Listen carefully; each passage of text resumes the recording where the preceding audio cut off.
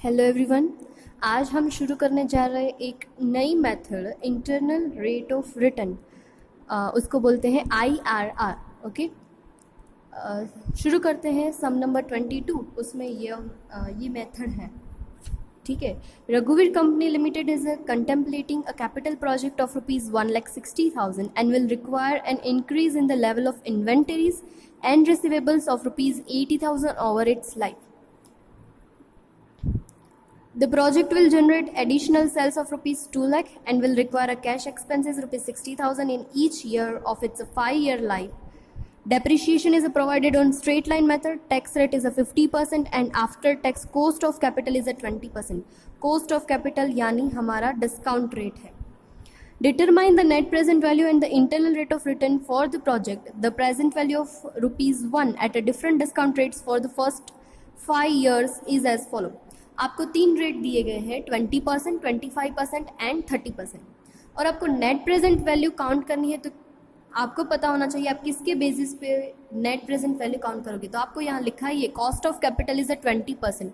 सो हम net present value जो count करेंगे वो 20% के बेसिस पे ही काउंट करेंगे। ओके, सबसे पहले हमारे जो स्टेप्स है वही स्टेप्स के हिसाब से जाते हैं। पहला जो हमारा स्टेप होता है वो होता है इन्वेस्टमेंट फाइंड करना। Okay, so first is our investment. Cost of capital उन्होंने बोला था कितना है, 1,60,000। सो कॉस्ट 1,60,000 प्लस उसमें कर देंगे वर्किंग कैपिटल दी गई है 80,000। 160 plus 80 working capital that is cash outflow हमारा मिलेगा 2,40,000। उसके बाद सेकेंड स्टेप ऑलवेज अवर डेप्रिशिएशन। डेप्रिशिएशन के लिए हमें स्ट्रेट लाइन मेथड बोली है, तो क्या होगा formula, cost minus scrap value divided by number of years. Scrap value कुछ नहीं बोला है और ईयर्स बोले हैं उन्होंने 5, मतलब इसका मतलब 5 साल तक हम उसे यूज़ कर पाएंगे। मैंने आपको पहले भी बोला था वर्किंग कैपिटल के ऊपर कभी भी हम डेप्रिशिएशन काउंट नहीं करते। सो कॉस्ट होगी हमारी यहाँ 160 माइनस 0 क्योंकि स्क्रैप वैल्यू कुछ नहीं दी है, divided by number of years that is 5। 160 divided by 5 that is 32,000।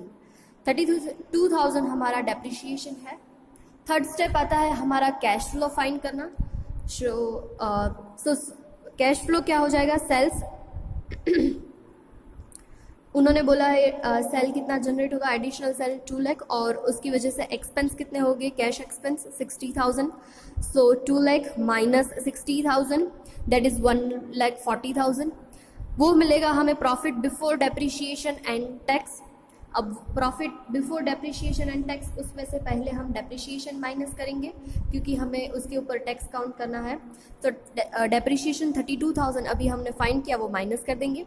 उसके बाद जो आंसर आएगा वो होगा प्रॉफिट बिफोर टैक्स, उसमें से टैक्स माइनस कर देंगे 50%, 54,000। बाद में मिलेगा प्रॉफिट आफ्टर टैक्स 54,000, उसमें से वापस डेप्रिशिएशन हम क्या कर देंगे, ऐड बैक कर देंगे।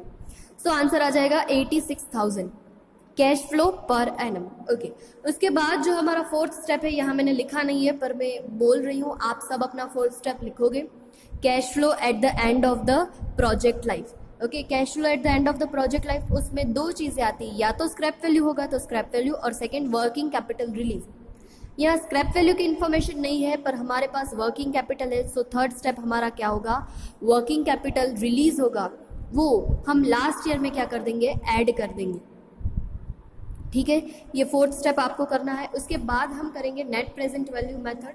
नेट प्रेजेंट वैल्यू मेथड में हम क्या करते हैं, डिस्काउंट फैक्टर से मल्टीप्लाई करते हैं। ओके, दोनों मेथड मैंने आपको सिखाई थी। ये 86,000 है, वो हर साल के लिए क्या है, सेम टू सेम ही रहेगा, कोई चेंज इसमें आने वाला नहीं है। तो हम क्या कर सकते हैं, 86,000 5 बार लिख सकते हैं और लास्ट में जो 80,000 है वो ऐड कर सकते हैं। ओके, और एल्स यहाँ मैंने शॉर्टकट मेथड यूज़ की है। शॉर्टकट मेथड में हम क्या करते हैं, 86,000 हर साल हमें 86,000 ही मिलने वाला है।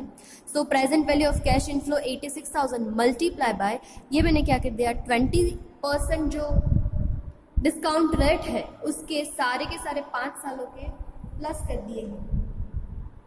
ठीक है, 0.833, यहाँ मैं आपको दिखाती हूँ, 0.833 प्लस 0.694 प्लस 0.579 प्लस 0.482 प्लस 0.402.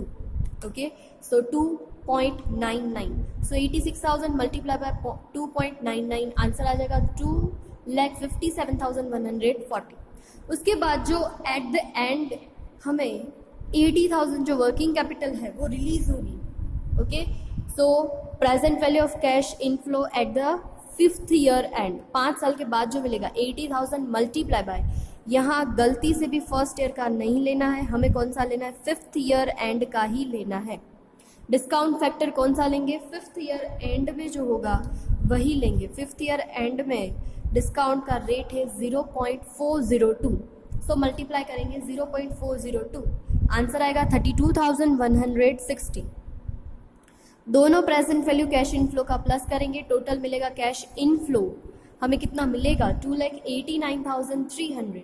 उसमें से आउटफ्लो यानी जो फर्स्ट स्टेप में हमने फाइंड किया था 2,40,000 को माइनस कर देंगे तो आंसर मिल जाएगा 49,300. That is our NPV, net present value. Okay, ये तो हम पहले से करते हैं वही पार्ट है. अब आता है नया पार्ट जो है internal rate of return. Yes, internal rate of return में आपको क्या करना है, 20% से तो आपने NPV काउंट कर लिया है. अब बाकी के जो 2 है परसेंटेज, उससे आपको क्या करना है, फिर से NPV ही काउंट करना है, नेट प्रेजेंट वैल्यू. देखो, internal rate of return IRR, NPV becomes 0. NPV क्या हो जाएगा, 0 हो जाएगा. वही रेट हम क्या बोलेंगे, इंटरनल रेट ऑफ रिटर्न बोलेंगे. Means discount rate is equal to IRR, present value of cash inflow is equal to present value of cash outflow. Internal rate of return का मतलब क्या होता है, जितना हमने इन्वेस्ट किया है उतना ही हमें वापस मिल जाएगा. ओके, सो कैश इनफ्लो और आउटफ्लो दोनों क्या हो जाते हैं, इक्वल टू हो जाते हैं. और प्रॉफिट इंडेक्स हमारा क्या आ जाएगा, 1 आ जाएगा. ये आपको MCQ में पूछ सकते हैं. इंटरनल रेट ऑफ रिटर्न का मतलब क्या होता है, उसमें नेट प्रेजेंट वैल्यू 0 होती है. ओके, और प्रॉफिट इंडेक्स हमारा क्या होगा, 1. अब ये इंटरनल रेट ऑफ रिटर्न आप काउंट कैसे करोगे वो इम्पॉर्टेंट है. आपने 20% डिस्काउंट रेट से तो आपने NPV काउंट कर लिया. बाकी के जो 2 परसेंटेज दिए हैं 25% एंड 30%, उससे हम NPV काउंट करेंगे. जैसे हमने पहले 20% के लिए काउंट किया, सिमिलर वैसे. ओके, क्या करेंगे, present value of cash inflow, present value of cash inflow यानी 86,000 है, 86,000 मल्टीप्लाई बाय क्या करोगे, 25% जो डिस्काउंट रेट है उनका प्लस कर दोगे. 25% जो डिस्काउंट रेट है उसका प्लस करोगे तो आंसर आएगा 2.69. ओके, सो 86,000 इंटू 2.69, आंसर आ जाएगा 2,31,340. और जो हमारा 4th स्टेप था cash flow at the end of the project life, वो भी हमें यहाँ क्या करना होगा, प्लस करना होगा. दैट इज 80,000 मल्टीप्लाई बाय 25% में लास्ट ईयर है का जो डिस्काउंट फैक्टर आपको दिया है वो कितना है, 0.328.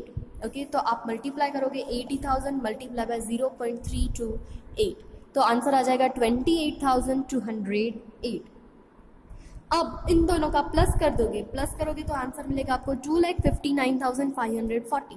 उसमें से कैश आउटफ्लो आप माइनस कर दोगे, सो NPV आपको मिलेगा 17,580. सिमिलरली यही चीज़ आपको 30% के लिए भी करनी है. कैश इनफ्लो क्या होगा, 86,000 मल्टीप्लाई बाय अब 30% के जो डिस्काउंट रेट दिया है उसका प्लस करोगे, सो होगा 2.435. सो 86,000 मल्टीप्लाई बाय 2.435, आंसर आ जाएगा 2,09,410. और जो लास्ट ईयर है 80,000 working capital, 80,000 into last year का जो डिस्काउंट फैक्टर रेट है 0.269 वो प्लस करेंगे. सो टोटल होगा 2,30,930. और जो हमने इन्वेस्टमेंट किया है वो है 2,40,000. सो यहाँ हमारा नेट प्रेजेंट वैल्यू क्या आएगा, माइनस आएगा. मैंने आपको पहले ही बोला इंटरनल रेट ऑफ रिटर्न में क्या होता है, हमारा NPV 0 होता है, यानी ये माइनस आया ये प्लस में आया, ताकि इन दोनों के बीच का जो रेट होगा वो ऐसा रेट है जिसमें हमारा नेट प्रेजेंट वैल्यू क्या हो जाएगा, 0 हो जाएगा. दैट मीन्स जितना हमने इन्वेस्ट किया है उतना ही अमाउंट हमें क्या हो जाएगा, वापस मिल जाएगा। ये कंपनी क्यों फाइंड करती है, ताकि उनको पता चले कि उनको कितना काम करना है, कितनी इफेक्टिवनेस से उनको अपना काम करना है, ताकि इससे तो उन्हें ज़्यादा बेनिफिट हो। अगर इस परसेंटेज से ज़्यादा बेनिफिट होगा तो ही वो क्या कर पाएंगे, आगे जो भी होगा उसमें सर्वाइव कर पाएंगे, कंपटीशन होगा सर्वाइव कर पाएंगे और ज़्यादा से ज़्यादा अपने इक्विटी शेयर होल्डर को रिटर्न दे पाएंगे।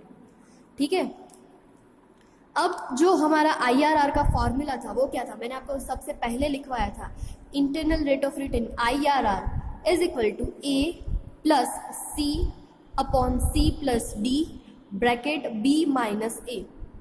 अब इन सब का मतलब क्या था वो मैंने लिखा है, lower discount rate, lower discount rate यानी 25 एंड 30 जो आपने ओके अगर आपके पास 3 से 4 डिस्काउंट रेट है, अब इस फॉर्मूला में कौन से रेट लोगे वो याद रखना, एक माइनस एनपीवी वाला और एक पॉजिटिव एनपीवी वाला। तो आप बोलोगे कि मैम 20% में भी हमारा पॉजिटिव ही आया था, पर वो पॉजिटिव की अमाउंट क्या थी, ज़्यादा थी।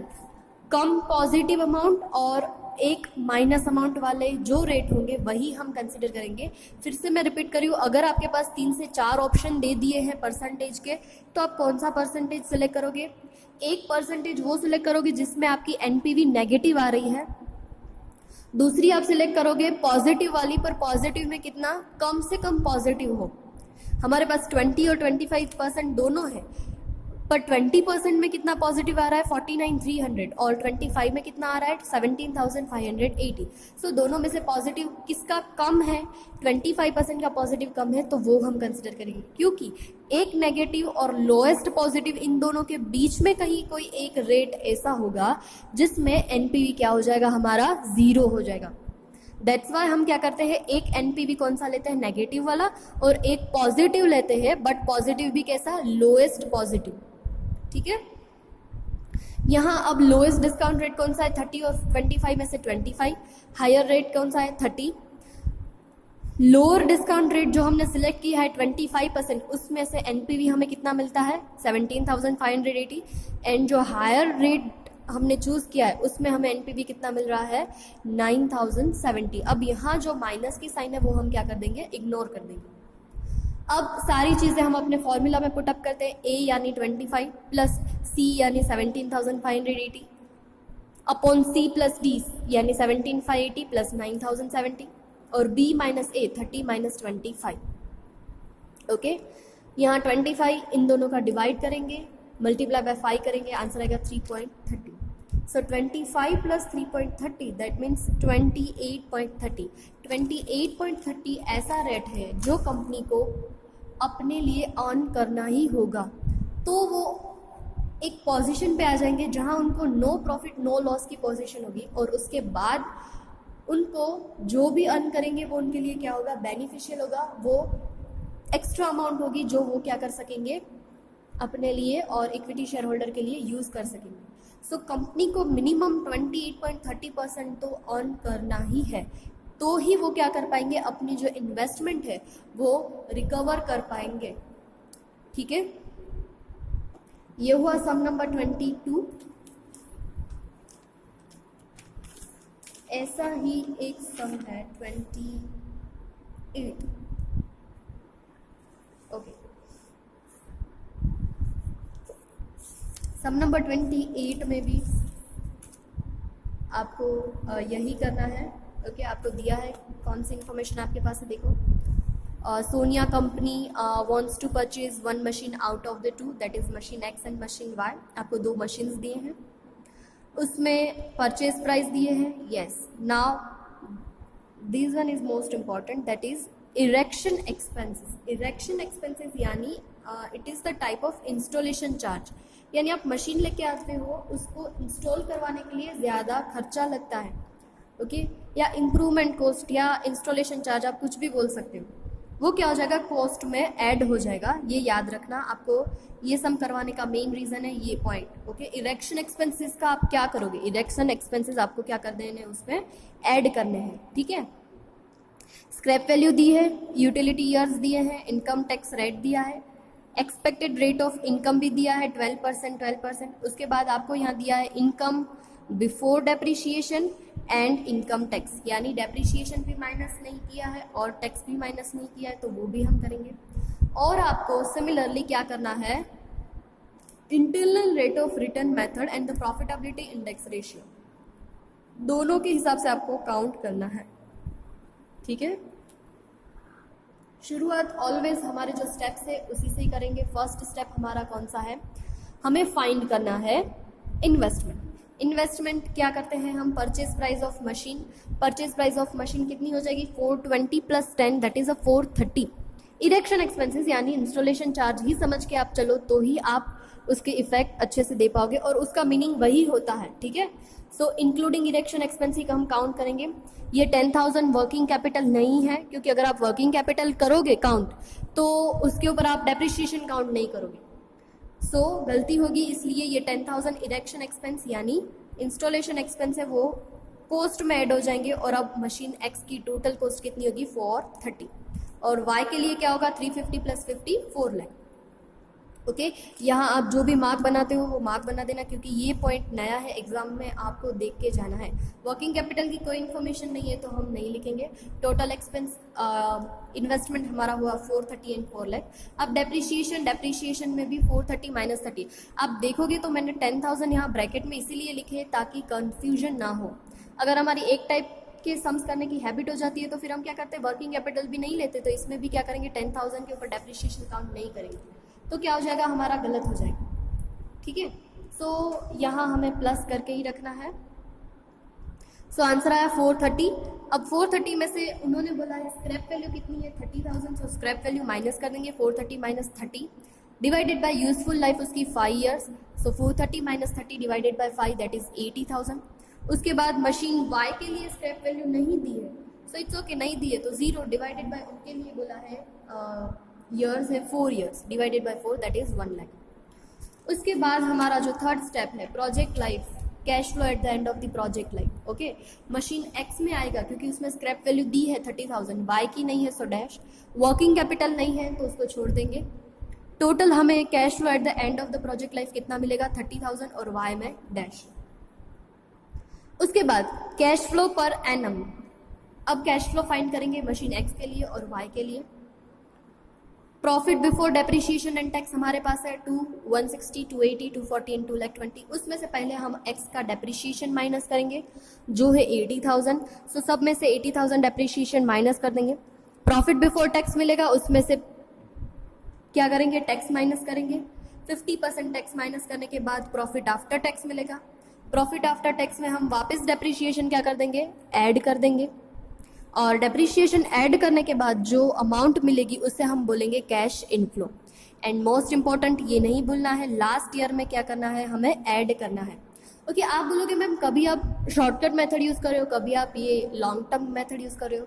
शॉर्टकट मेथड कब यूज़ होगी, जब आपके पास कैश फ्लो एक ही है, यानी हर साल आपको इतना ही कैश फ्लो मिल रहा है। 5 सालों तक अगर 1 लाख है तो आपको 1 लाख 1 लाख 1 लाख 1 लाख ही मिल रहा है, तो आप शॉर्टकट मेथड यूज कर सकते हो। ओके, पर यहाँ तो आपके पास क्या है, कैश फ्लो ही अलग अलग है। एक साल में 140 है, दूसरे में 120 है, 180 है, तो यहाँ कैश फ्लो ही क्या है, अलग अलग है। जब कैश फ्लो अलग अलग होते हैं तब आप शॉर्टकट मेथड यूज नहीं कर पाते। तो याद रखना, शॉर्टकट मेथड कब यूज कर पाओगे आप, जब आपके पास एक ही कैश फ्लो दिया है, यानी वही कैश फ्लो हर साल आपको उतना ही कैश फ्लो मिलता है। ठीक है, तो मशीन एक्स के लिए लास्ट ईयर 5th ईयर में हम ये 30,000 ऐड कर देंगे जो हमने थर्ड स्टेप में फाइंड किया था वो। उसके बाद वाई के लिए सिमिलर वही करेंगे, profit before depreciation and tax है, उसमें से डेप्रिसिएशन माइनस करेंगे। प्रॉफिट बिफोर टैक्स मिलेगा, उसमें से टैक्स माइनस करेंगे, और उसके बाद प्रॉफिट आफ्टर टैक्स में डेप्रिसिएशन वापस से ऐड कर देंगे। यहाँ मशीन वाई के लिए cash flow at the end of the project life कुछ नहीं है, सो हम नहीं करेंगे। अगर होता तो यहाँ हम क्या करते, वो ऐड करते। ओके, अब हमें क्या करना है, यहाँ बोला है आपको इंटरनल रेट ऑफ रिटर्न आपको फाइंड करना है। ठीक है, तो इंटरनल रेट ऑफ रिटर्न के लिए हम करेंगे, आपके पास बहुत सारे परसेंटेज हैं 12, 15, 20 एंड 25। अब उसमें से आप कौन सा यूज करोगे तो वो आपको कैसे डिसाइड करना है, मैंने आपको पहले ही बोला, जो कैश फ्लो आपको कहा कैसा मिलता हो। ओके, आपको पहले प्रॉफिटेबिलिटी इंडेक्स भी फाइंड करना है, pi ratio, profitability index ratio जो फाइंड करना है वो आपको फाइंड करना है on the basis of 12%। Okay, किसके बेसिस के ऊपर काउंट करना है, 12% के बेसिस के ऊपर काउंट करना है। यहाँ मैंने पेबैक पीरियड मेथड भी फाइंड किया है, अगर आपको करना हो तो कर सकते हो, अदरवाइज ये कंपलसरी नहीं है, सब में नहीं बोला है।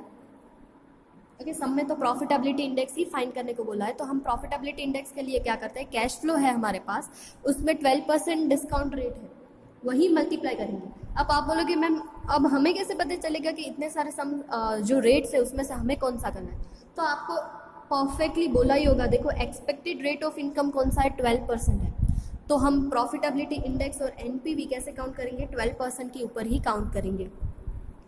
ओके, सो हमने यहाँ क्या किया है, 12% डिस्काउंट से मल्टीप्लाई किया है कैश फ्लो को, तो हमें मिल जाएगा present value of cash flow. अब उसमें मशीन एक्स में क्या किया है, टोटल, इसका टोटल किया है 5,52,640 और उसमें से कैश इनफ्लो माइनस कर देंगे 4,30,000, तो आंसर मिल जाएगा 1,22,640। ये हमें मिला एनपीवी।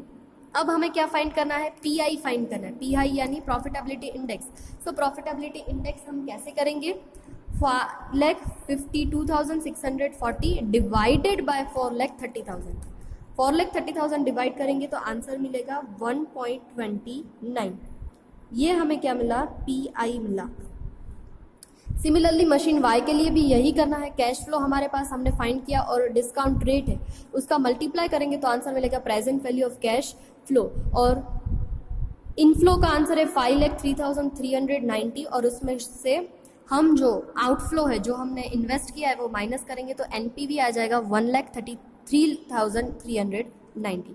अब इसके लिए भी present value profitability index find करना है तो हम करेंगे 5,03,390 divided by 4 lakh, so answer आ जाएगा 1.26। इसका कितना आया प्रॉफिटेबिलिटी इंडेक्स 1.26। यहाँ मैंने जो कैलकुलेशन नीचे की है वो डिस्काउंटेड पे बैक पीरियड की है, आपको करना हो तो आप प्रैक्टिस के लिए भी कर सकते हो, अदरवाइज कंपलसरी नहीं। ओके, बाकी के जो अब हमारे पास रेट्स दिए हैं 12% के लिए हमने काउंट कर लिया एनपीवी। बाकी के जो 3 रेट्स है 15, 20 एंड 25 हम तीनों के लिए काउंट करेंगे। ओके, हम तीनों के लिए कैश फ्लो फाइंड करेंगे। देखो मैंने ईयर यहाँ लिख दिया, कैश फ्लो सबके लिए कैश फ्लो यही है। अब डिवाइड कर दिया, ये डिस्काउंटेड फैक्टर 15 के लिए, ये 20 के लिए और ये 25 के लिए। ओके, आप भी इसी तरह करना ताकि आपकी मिस्टेक ना हो। ओके, सबके लिए पहले फैक्टर्स आप टेक्स्ट बुक में से लिख लो, 15 के लिए है, 20 के लिए भी है और 25 के लिए। अब सिर्फ आपको एकदम ध्यान से मल्टीप्लाई करना है, क्योंकि मल्टीप्लाई में अगर मिस्टेक होगी तो आपका आंसर गलत हो जाएगा। सो प्रेजेंट वैल्यू 15 और कैश फ्लो मल्टीप्लाई करते जाओ, आंसर मिलता जाएगा आपको। ये हुआ 15% के लिए। 15% के लिए जो भी टोटल आया 5,11,940, उसमें से cash outflow that is 4,30,000 minus कर दो, आंसर आया 81,940। अब 20% के लिए करो, ये रहा डिस्काउंट रेट, और पहले जो कैश फ्लो लिखा है 1,40,000 multiply by 0.833, 120 multiply by 0.694। Okay, multiply करते जाओ तो आपके 20% के लिए प्रेजेंट वैल्यू मिल जाएगी। अब 20% प्रेजेंट वैल्यू के लिए प्लस करोगे 4,53,600, उसमें से आप क्या करोगे, जो भी इन्वेस्टमेंट किया है वो माइनस कर दोगे, 4,30,000, आंसर आ जाएगा 23,600। अब सिमिलरली आपको 25% के भी लिए यही करना है। सो 25% के लिए आप करोगे, डिस्काउंट फैक्टर आपको दिया है, कैश फ्लो ये रहा 140 into 0.8800, 120 multiply by 0.640, 180 multiply by 0.512। Okay, multiply करोगे तो आपको 25% के लिए प्रेजेंट वैल्यू मिल जाएगी। अब उसका प्लस करो, आंसर आएगा 4,05,600, उसमें से 430 माइनस। अब हमारा जो इंटरनल रेट ऑफ रिटर्न का फॉर्मूला है वही हमें करना है। अब 3 रेट में से कौन से रेट डिसाइड करोगे, फिर से रिपीट कर रही हूँ, जिसमें नेट प्रेजेंट वैल्यू माइनस में आई हो, नेगेटिव हो, एक तो वो सिलेक्ट करेंगे और दूसरा हमारे पास ये दोनों पॉजिटिव है, दोनों पॉजिटिव में से कम कौन है, यानी लेस अमाउंट एनपीवी, दोनों में से जितना जो लेस है वही हम सिलेक्ट करेंगे। सो 81,940 और 23,600 दोनों में से लेस कौन सी है, 23,600।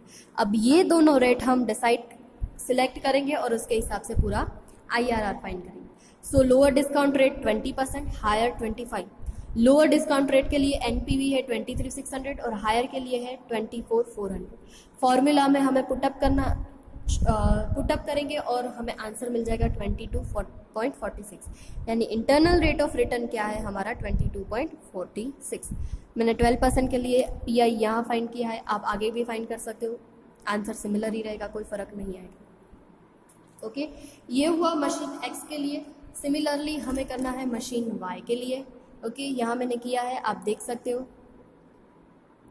वही किया है 15%, 20% और 25%, फिर मल्टीप्लाई किए, सबके लिए एनपीवी फाइंड किए, एक नेगेटिव और एक पॉजिटिव। पॉजिटिव भी कैसा होना चाहिए, छोटा। ओके, दो पॉजिटिव है तो दोनों पॉजिटिव में से कौन सा पॉजिटिव हम सिलेक्ट करेंगे, जो पॉजिटिव लेस हो, दोनों में से जो लेस होगा वही हम सिलेक्ट करेंगे, फिर से वही फॉर्मूला में पुटअप करेंगे, हमें आंसर मिल जाएगा। ठीक है, सो ये सारी चीज़ें डिफ़िकल्ट नहीं है, सिर्फ आपको अच्छे से ध्यान से करना है, इसमें कोई रॉकेट साइंस नहीं है, सिर्फ आपको कैल्शियम में मल्टीप्लाई करना है और प्लस माइनस करना है। याद रखना है कौन से रेट आप सेलेक्ट करोगे, एक जिसका एनपीवी नेगेटिव हो वो, और दूसरा दो पॉजिटिव में से ऐसा पॉजिटिव सेलेक्ट करोगे जिसमें क्या हो, एनपीवी कम हो। ओके, 75 और 33 दोनों में से कौन सा कम है, 33 वाला। तो ऐसे आपको ये सम करने हैं। ठीक है, आज के लिए होमवर्क देख लो। होमवर्क में आप करोगे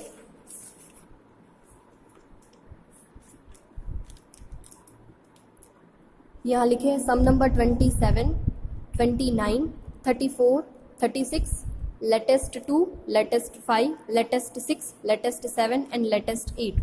ये सारे सम्स हैं वो क्या है, सिमिलर है, एक जैसे ही है। आपको करोगे तो आपकी प्रैक्टिस हो जाएगी और आपको याद हो जाएगा कि सम में क्या आपको करना है।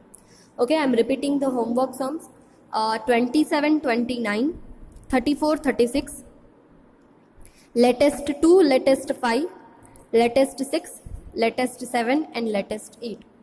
ओके, अगर ये मेथड के सम आपको अच्छे से आ गए तो यहाँ आपकी मार्क्स जाने की पॉसिबिलिटीज़ क्या हो जाएगी, बहुत कम हो जाएगी। आपको यहाँ 16 आउट ऑफ 16 मार्क्स आराम से आप कवर कर सकते हो। ओके, आई होप आपको ये IRR जो न्यू पॉइंट है वो समझ में आ गया होगा। कोई भी डाउट हो तो आप ग्रुप में पूछ सकते हो। Okay, thank you.